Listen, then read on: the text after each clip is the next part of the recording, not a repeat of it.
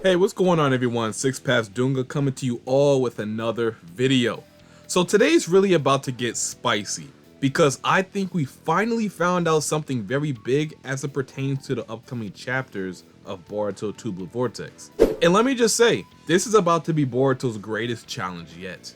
So wait, before we hop into the video, go ahead and drop that like. Also, if you enjoyed the video today, go ahead and subscribe for more analysis videos like this in the near future. Okay, so let's hop into what got everyone so excited.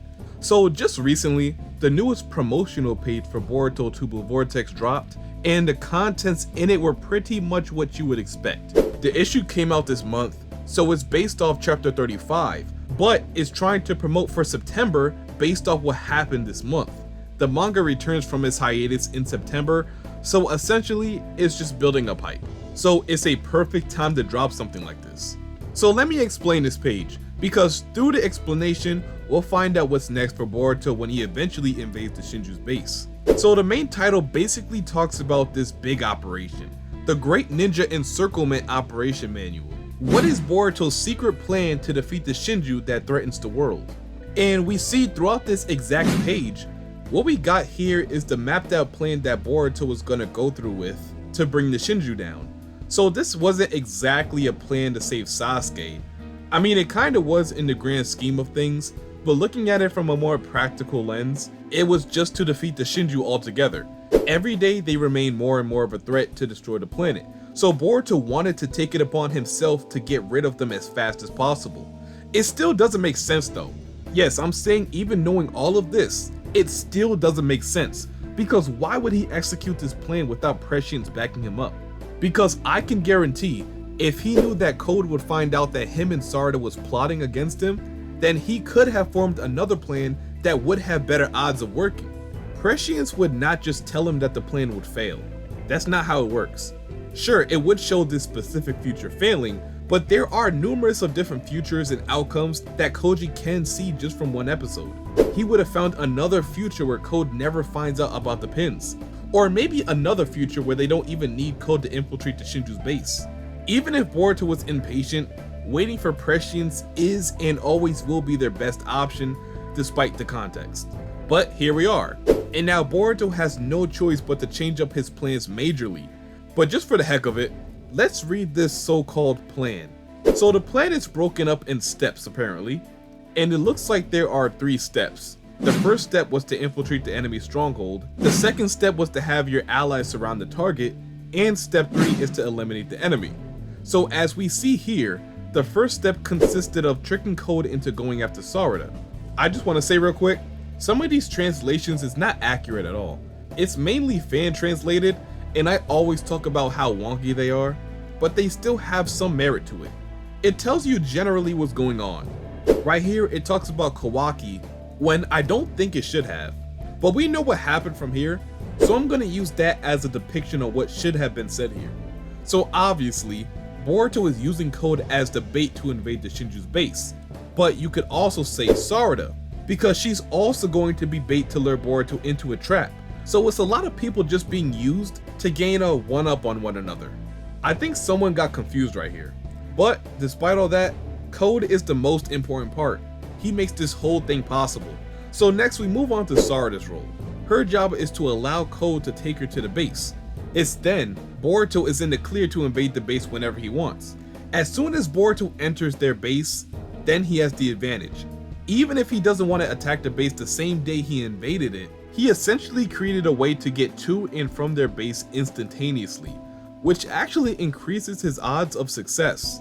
So like it says right here, where Boruto is telling Sarada he wants her to draw him out and keep him occupied, we already know he's telling her to allow Code to capture her. Like I said, wonky dialogue translations. But anyway, this much of the plan is clear. It's already been executed. The part where this whole thing failed is when Code actually appeared in Konoha. So low-key, the plan failed relatively quick. They actually didn't make it that far. I thought things might start going south when Boruto makes it to the Shinju's base, but I guess not. So Code now found out that they were planning to follow him to the base, so he removed that option for Boruto fast, took the pins off of Sarada, and took her away. So now, Boruto really has no way to get to the base without FTG. This is where I made numerous of videos on how Boruto can find Sarada again, and what we can expect when he goes to save Sarada. I'll just say it again just in case you missed that video. You shouldn't have missed it though, because it was a banger. But in the odd case you don't already know, I believe Boruto is going to use another form of space-time ninjutsu to find Sarada. Very similar to how Sasuke found Naruto and Boruto and Kawaki saved Naruto several chapters later. So look, even though Code might have put a dent in the plan, it's not over yet. All he has to do is use the karma to create a rift that tracks right to Sarada's location, and they'll use Ada to pinpoint her exact coordinates, because she'll actually be able to see where she's at and whether she's safe or not. Kashin Koji explained how just like flying, space-time ninjutsu is also a basic otsutsuki ability, meaning damn near every otsutsuki should be able to do it. But Boruto has had extreme trouble doing it in the past, so by himself, he might not be able to do it, yet. That's part of the reason behind him developing his own variation of the Flying Thunder God. But since FTG isn't an option now, I think rifts and portals is his only option. So even though Boruto may not be good at it, him and Kawaki can resonate their karmas so it becomes possible, exactly like how they did a few years ago. That's why Kawaki will also be a big part of this arc. But even though this does make sense, I've been thinking that maybe because Boruto can freely use the karma and also has more access to Momoshiki's immense power, maybe he low-key can do it. Maybe he won't have any trouble doing it now, especially since it's been 3 whole years for him to grow into his otsutsuki genetics. I mean, I wouldn't say it's out the realm of possibility, because in just this short amount of time, between Boruto Naruto Next Generations and Boruto 2 Vortex, he learned how to fly and absorb chakra easier than ever before. So just like absorbing chakra and flying, if space-time ninjutsu is also a basic otsutsuki ability, I'd say he might be able to do it without Kawaki. So I still believe there's a chance to get to Sarada's location, even without FTG. And I'm only saying this to emphasize that the third part of this plan could still happen. The odds of Boruto actually winning may have went down a bit, but despite that, Boruto has to go now regardless if he wants to save Sarada. So the third and final transition of this plan was for Boruto to invade the Shinju's base.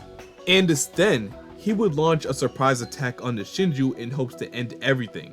Now, that's a problem in itself that I will have to talk about. Because even if Boruto was to launch a surprise attack, would it be enough to unalive Hidari? Especially Jura?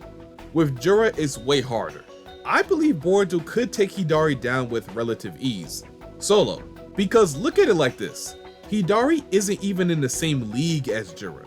Hidari isn't immune to attacks like the Rasengan Uzuhiko, which Boruto used to destroy Hidari the first time. So this is exactly how he could do it. Using the same logic as when he launched an Uzuhiko against Jura, he could do the same thing against Hidari, but on a much bigger scale. I know it may look like Hidari just barely survived the Uzuhiko, but as Boruto said, it wasn't charged up to the max. An Uzuhiko at max power would completely obliterate Hidari without second thought. And all he would have to do is charge it up before he uses his space-time ninjutsu to teleport to their base. So when he gets there, all he has to do is fire it towards Hidari and tear him to shreds. He wouldn't even see it coming. That even might be overkill. A massive Rasengan could do the job as well. Like when Boruto launched one at Momoshiki, it was enough to essentially tear him to pieces, and it took no time to launch at all. So that would be how he can just destroy Hidari. And I'm confident it would work for real. Now looking at Jura, I'm not too sure, because he seems to be immune to literally everything. He can't be affected by Uzuhiko, and a regular Rasengan, he just tanks. So Boruto would have to just use his biggest Rasengan ever to destroy Jura alongside Hidari, which I'm not sure he would be able to do. Or maybe it's not the case to where I don't think he'll be able to do it, I just think it might not work against Jura. You have to be able to destroy his entire body in one attack. If he lives, then he regenerates himself using the root, and then there's no chance of victory. So essentially, he only got one shot to make it happen. And now you gotta ask yourselves the question, is this enough? Is this enough to destroy Jura? If not, then you might have to reconsider the entire mission, especially now because now that Code is aware that Boruto is plotting something, he will inform Hidari and Jura of this situation. It's in Code's best interest that he makes sure Jura unalives Boruto, so telling Jura to make sure he's prepared for Boruto will eliminate the possibility of a sneak attack. Now it looks like whenever Boruto invades the Shinju's base, it'll be a full-out battle. So now looking at the final part of the promotional page, it shows a graphic that says Boruto versus Hidari and Jura, meaning this is something we can expect going forward. Boruto originally planned to invade the Shinju's base while being undetected and launch a devastating blow on Jura and Hidari, hopefully destroying them both before they even notice they've been destroyed. But now, since the future has shifted yet again, it seems that good luck isn't on his side. So without the element of surprise, do I think Boruto can still win? My answer would be no. Actually, even if he did still have the element of surprise, I'd probably still say no. And without prescience, we would never have known what he could have done differently to ensure it did happen.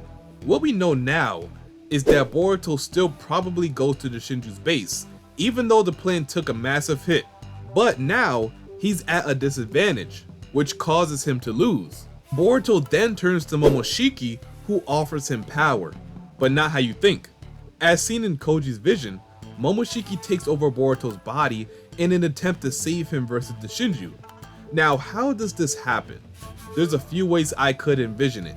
The first and most probable way is that Boruto finds his way to the Shinju. He then gets overwhelmed by not only the number of enemies he has to fight simultaneously, being Jura, Hidari, and potentially Code, but he's outmatched severely, so he gets knocked out. It's then, as we've seen multiple times throughout the series, this is the chance for Momoshiki to take over Boruto's body. At the only time where he can, Momoshiki awakens and tries to save Boruto, his one and only vessel. Since Momoshiki needs Boruto alive and his body intact so he can cling to the world of the living, he can't let Boruto die. He must live, which means Momoshiki has no choice but to defend him against these strong enemies. It makes sense, and I could see that being the way Boruto ends up being saved. I'm not saying Momoshiki can beat Jura, Hidari, and Code by himself, because I don't even think he could do that. But maybe, just maybe, there's an opportunity for him to escape this place using space-time ninjutsu, or possibly FTG now that Boruto will be in the Shinju's dimension. I don't even think he'll go at it alone. There's a chance Kawaki will join, maybe even Damon alongside him. So despite Momoshiki's rampage, Sarada could be saved in the midst of all the commotion. And maybe Momoshiki is the necessary distraction to make it happen. The other possibility is just Boruto and Momoshiki working together to defeat the Shinju. Them seeing this as a grand opportunity to try and save the planet, Boruto could agree to surrender his body to Momoshiki for the first time. I mean, that's the whole reason they forged this alliance. The deal was to work together to defeat the Shinju. So in all hindsight, they should be cooperating here, not fighting amongst themselves.